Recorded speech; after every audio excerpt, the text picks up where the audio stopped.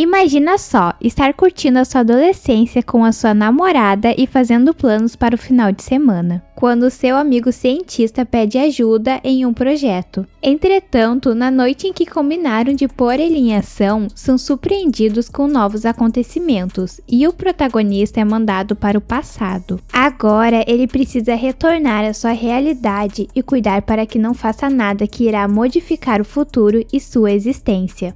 O filme inicia mostrando a casa de um cientista. Nela há muitas coisas que a tornam um pouco excêntrica. No noticiário, a jornalista fala sobre um roubo em que levaram plutônio e um grupo líbio que assumiu a responsabilidade pelo ato. O protagonista Marty entra na residência. Ele está procurando o cientista e seu cachorrinho chamado Einstein, mas não os encontra. O doutor liga para sua casa e o protagonista quem atende. Ele pede que o garoto o encontre em um local a 1h15 da madrugada, pois fez uma descoberta e avisa que o cachorro está com ele. O garoto já está atrasado para a escola, então ele sobe em seu skate e conta com a ajuda dos carros para ir mais rápido. Na porta da escola, ele encontra Jennifer, sua namorada, e ela o avisa que o supervisor está procurando pelos dois, então o puxa para entrarem por outro lugar. Contudo, acabam trombando com o supervisor mesmo assim, e ele dá um sermão em Marty, que ele é preguiçoso igual ao seu pai quando estudava no local. Diz também que viu a inscrição da banda do protagonista para tocarem na escola e que deveriam desistir. Entretanto, o garoto vai mesmo assim fazer o teste, mas eles não passam pelo conselho achar que tocam músicas muito barulhentas. Mais tarde, o casal está na praça da cidade e um carro 4x4 passa por eles. Marty comenta que deseja um dia conquistar este veículo. Depois, enquanto os dois conversam,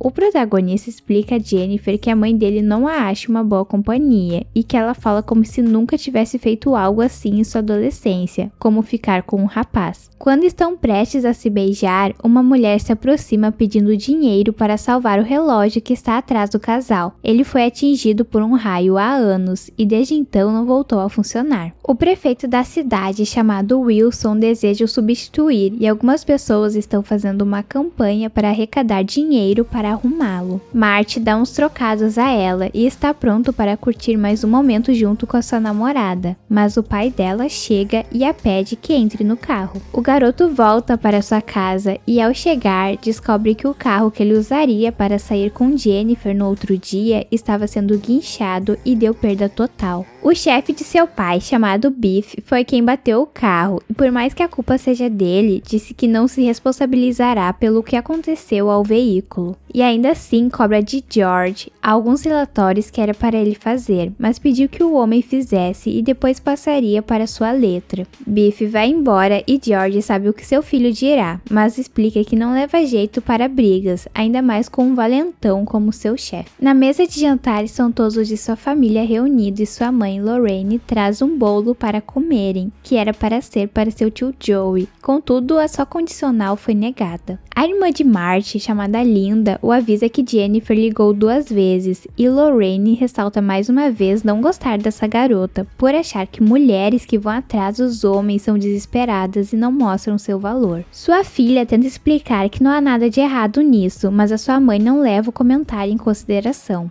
Ela conta que quando era mais nova nunca ficou fazendo essas coisas ou em um carro estacionado junto com um garoto. Sua filha diz que assim nunca conhecerá alguém, mas Lorraine diz que acontecerá como aconteceu com ela e o pai das crianças. Eles contam mais uma vez a história em que o avô das crianças atropelou George e o levou para sua casa para se recuperar. Assim, os dois acabaram se aproximando e ficando juntos desde então. De madrugada, Marty está dormindo quando o doutor liga para ele e pede que no caminho do shopping pegue a câmera que deixou em casa. O garoto encontra Einstein, cachorrinho do cientista, no estacionamento. Um caminhão abre sua parte traseira e um carro desce dele, com o doutor dentro. Ele pede que Marty filme o que vai acontecer a seguir. O cientista diz o ano e a hora em que está no estacionamento, em seguida coloca coloca o cachorrinho dentro do carro e passa o cinto nele. Ele mostra que o relógio dele e de Einstein estão em perfeita sincronia e fecha a porta. Se os cálculos dele estiverem certos, quando o carro atingir a 140 km por hora, acontecerá algo inédito. E realmente foi o que a dupla viu. O doutor comemora o sucesso do deslocamento temporal e Einstein se tornou o primeiro a fazer uma viagem no tempo. Ele está precisamente a 1 minuto no futuro. O carro volta e quando o cientista vai abri-lo, o cachorrinho está em perfeito estado e seu relógio com 1 minuto de atraso. O doutor explica a Marty como funciona a máquina do tempo e tudo isso é graças ao capacitor de fluxo, que ele criou quando bateu a cabeça em 1955. Logo depois vem a imagem de algo em sua mente. O cientista desenhou e mais tarde descobriu que se tratava do capacitor.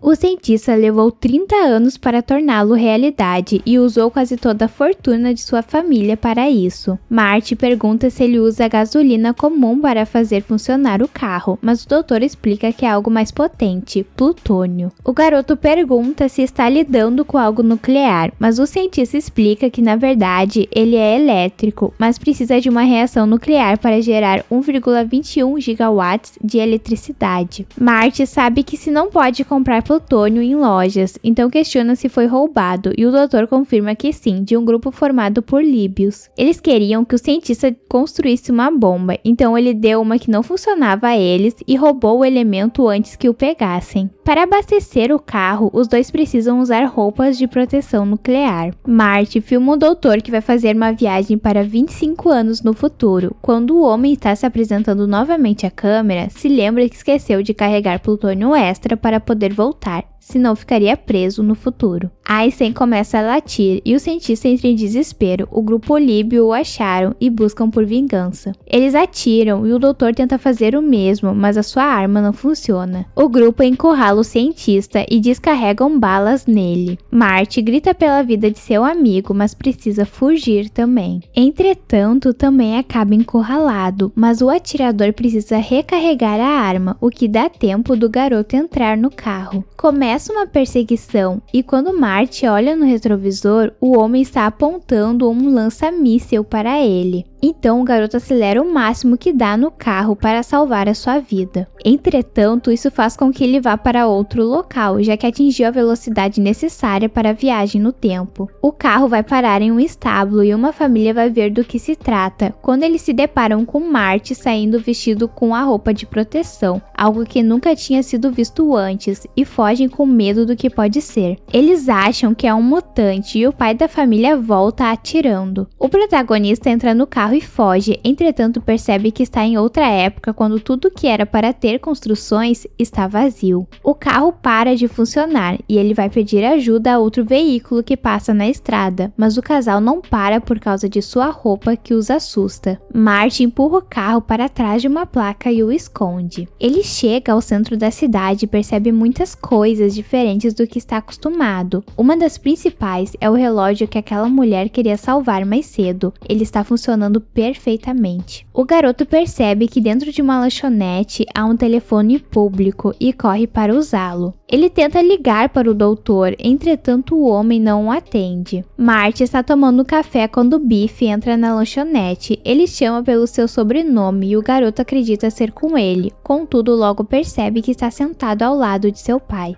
Biff pergunta sobre o dever de casa que ele deveria fazer, mas passou para George e depois irá refazer com a sua letra. Como o garoto ainda não o fez, ele o alerta do que irá acontecer se não acabar e diz que não o quer mais na lanchonete. O protagonista fica simplesmente em choque de estar frente a frente com seu pai mais novo e o Wilson chega dando um toque em George para que ele pare de deixar que os outros o humilhem. Wilson diz que não passará a vida neste emprego se humilhando e que seu amigo devia seguir seu exemplo. Marty diz que ele seria um bom prefeito e o rapaz fica pensativo sobre a ideia. O protagonista se distrai e perde seu pai de vista. Ele sai correndo da lanchonete e o procura pela cidade. Marty encontra a bicicleta dele e quando olha para cima, percebe que ele está em uma árvore espionando uma moça. Entretanto, ele se desequilibra e cai. O protagonista quer salvar seu pai de ser atropelado e acaba que ele mesmo seja. Mais tarde, o garoto acorda em uma casa casa e quando é ligada a luz do quarto, encontra sua mãe jovem. Marty fica novamente em choque e percebe que está só de cueca. Lorraine o chama de Calvin por causa do nome que há em sua cueca, Calvin Klein. Ela se aproxima mais do garoto e senta na mesma cama que ele. Marty tenta fugir da garota e acaba caindo da cama. Os dois descem para jantar e os pais dela, no caso seus avós, fazem perguntas a ele. O garoto acaba conhecendo também seus tios quando eram mais novos, inclusive o tio Joey, que está em um chiqueiro, e Marty o diz para se acostumar a ficar atrás das grades. Todos conversam no jantar e Lorraine sugere que o garoto durma na casa, já que acabaram o atropelando e seus pais não estão em casa como ele havia dito antes. Ela passa a mão na perna de Marty e diz que ele poderá dormir em seu quarto. O protagonista levanta muito rápido e diz que terá que ir embora. Ele vai até a casa do doutor e assim que bate na porta, é posto para dentro. O homem testa uma de suas invenções em Marty, mas ela não funciona. O garoto tenta explicar para ele que precisa de sua ajuda para fazer a máquina funcionar novamente e tenta provar que é do futuro mostrando uma foto dele e de seus irmãos. Mas o cientista não acredita, pois parece ser uma falsificação a fotografia, já que o irmão de Marty está com o cabelo falhado na foto. O doutor tenta dispensar o protagonista, mas os dá ouvidos quando ele conta a história que havia escutado anteriormente de quando o cientista bateu a cabeça e desenhou o capacitor. Os dois vão até onde Marty escondeu o carro e ele mostra para o doutor. De volta na casa do cientista, o protagonista passa na TV a fita que ele gravou na noite em que ele viajou no tempo. Entretanto, na fita o doutor descobre que o carro viaja quando é gerado 1,21 gigawatts e naquele ano é difícil de fazer isso acontecer, a não ser por um raio.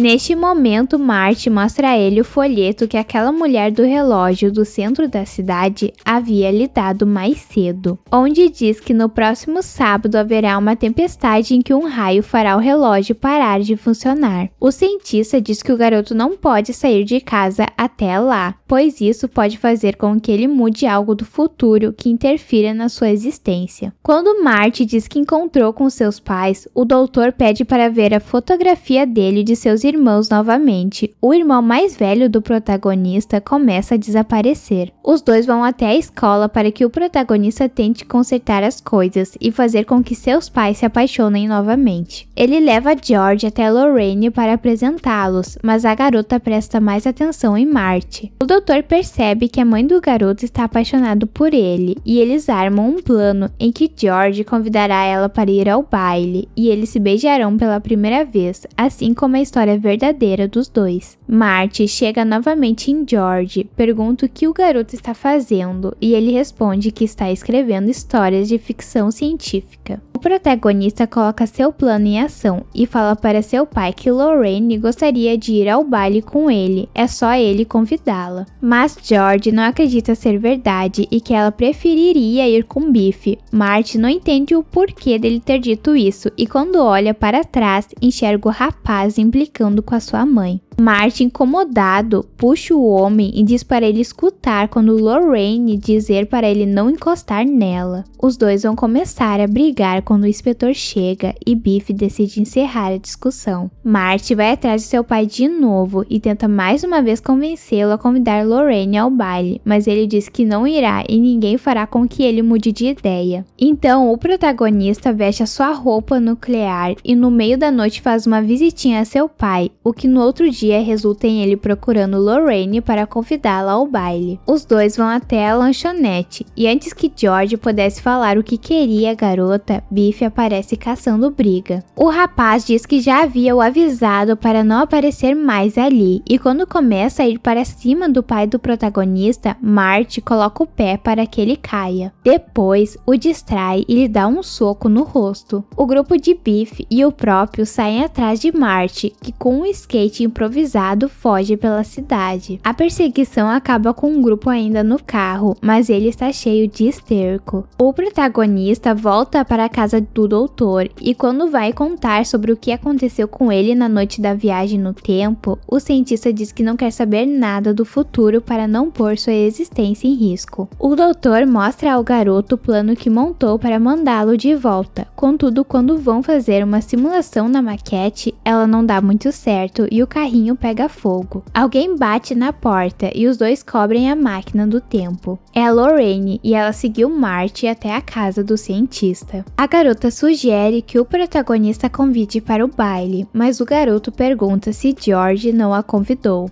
Lorraine acha o pai do garoto simpático, mas acredita que um homem tem que defender as pessoas, assim como Marty vem fazendo desde que apareceu. Na próxima cena, vemos o protagonista conversando com George. Ele faz um plano em que levará Lorraine ao baile, mas quando estiverem no estacionamento, o seu pai irá aparecer e salvar ela das mãos de Marty, que estará forçando a barra com a garota. À noite, vemos o doutor e Marty se preparando para pôr seu plano de levá-lo de volta para casa em ação. O protagonista novamente tenta dizer sobre o que aconteceu com ele no dia da viagem do tempo, mas o cientista o interrompe mais uma vez. Então Marty escreve uma carta contando o que aconteceu e deixa na embalagem um alerta que só pode ser aberto em 1985 e deixa no bolso do casaco do doutor. O garoto está em seu encontro com a sua mãe. Ele estaciona o carro e pergunta se ela se importa, mas a garota está bem saidinha, inclusive pega uma bebida e toma um gole enorme. Após isso, acende um cigarro. Marty se assusta e repreende ela, o que faz com que Lorraine diga que ele parece a sua mãe. A garota tira seu casaco para deixar seu corpo mais à mostra e tenta se aproximar dele, mas o protagonista está muito nervoso. Lorraine toma coragem e o beija. Ela diz que há algo errado logo em seguida, pois quando beija é como se beijasse seu próprio irmão. Biff abre a porta do carro e puxa Marty para fora. Ele está muito zangado pelo prejuízo que teve em seu carro por causa daquela perseguição. Lorraine vai proteger sua apaixonite, mas isso faz com que o valentão entre no carro e a obrigue a ficar ali com ele. Os amigos de Biff batem no protagonista e o colocam em um porta-malas. George chega no estacionamento e toma coragem para colocar o plano em ação. Ele abre a porta do carro e no meio da frase se depara com Biff. Lorraine grita para que ele a ajude e isso faz com que o garoto proteja sua amada de quem vem incomodando os dois há tempos. Mas Biff é muito grande e mais forte que George, então o mobiliza. Neste momento, o grupo de músicos do baile consegue tirar Marty do porta-malas. Lorraine tenta ajudar George e acaba sendo empurrada. Isso faz com que algo dentro do pai do protagonista cresça e ele cria coragem para dar um soco em Biff. Neste momento, a tempestade começa a dar seus primeiros sinais e Marty corre até a banda, pede que eles toquem mais uma música, que foi a que rolou o primeiro beijo de seus pais. Mas como quem toca a guitarra teve a sua mão cortada, o protagonista se propôs a substituí-lo. Ele percebe que na foto com seus irmãos os dois já desapareceram e agora é a sua vez de acontecer o mesmo. Lorraine está dançando com George, quando o outro o tira e pega seu lugar. Isso faz com que Marty comece a desaparecer realmente e a se sentir mal, mas como George volta para recuperar a sua amada e a beija, o protagonista volta a sentir e ver suas mãos. O grupo musical até pede que ele toque uma mais animada com eles, e o protagonista se passa no palco, trazendo algo novo para aquela época em que eles não estavam acostumados.